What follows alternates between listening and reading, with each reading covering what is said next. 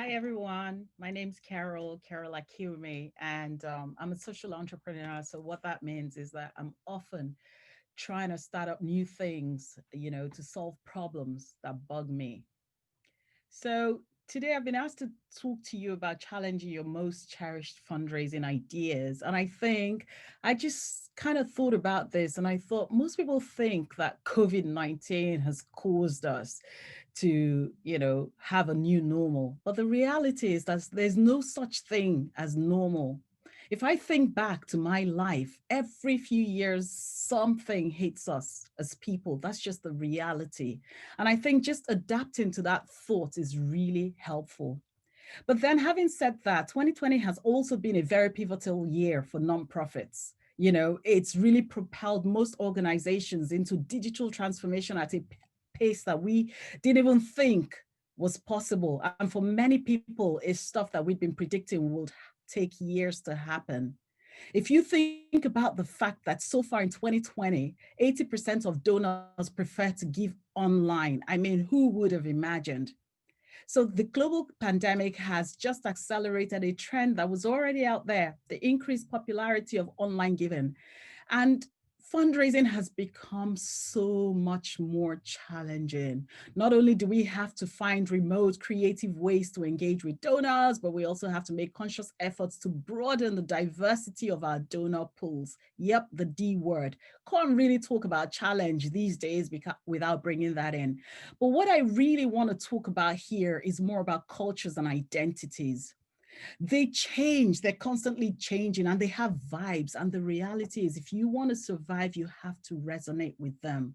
Identity is becoming much more fragmented. People naturally gravitate towards those things that they identify with. And that's what you'll find right now. The traditional networking game has changed completely.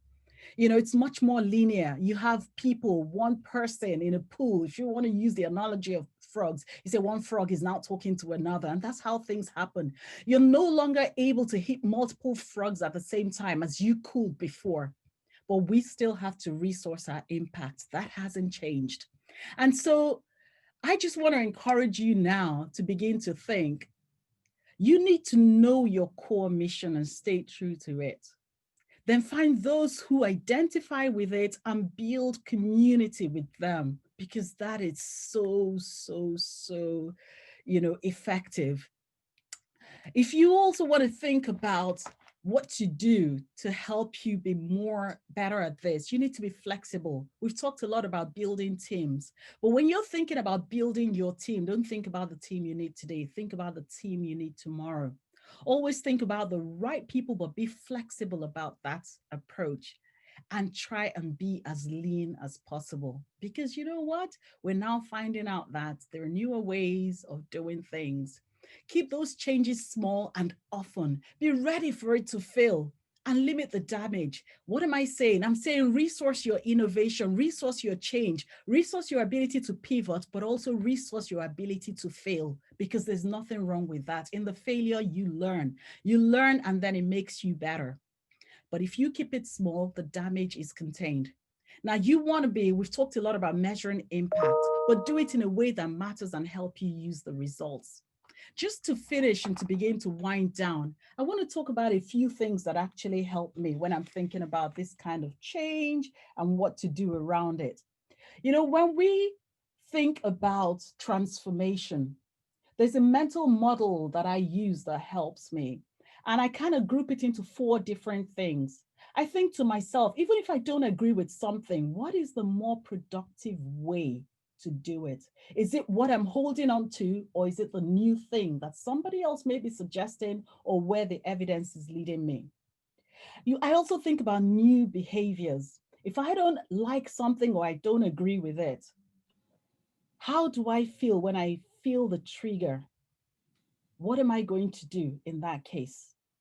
I have to decide in advance that I'll choose a different response. Normal is an anchor that keeps us from becoming extraordinary. Don't ever think that we should live as normal life. And I want to finish by quoting somebody I really like, and that's Richard Buckminster Fuller. This is a guy I really admire for all sorts of reasons. He was expelled from Harvard twice, just in case you don't know. But the reality is, he was expelled, readmitted, and when he came back, he just considered himself a nonconformist. He still ended up leaving.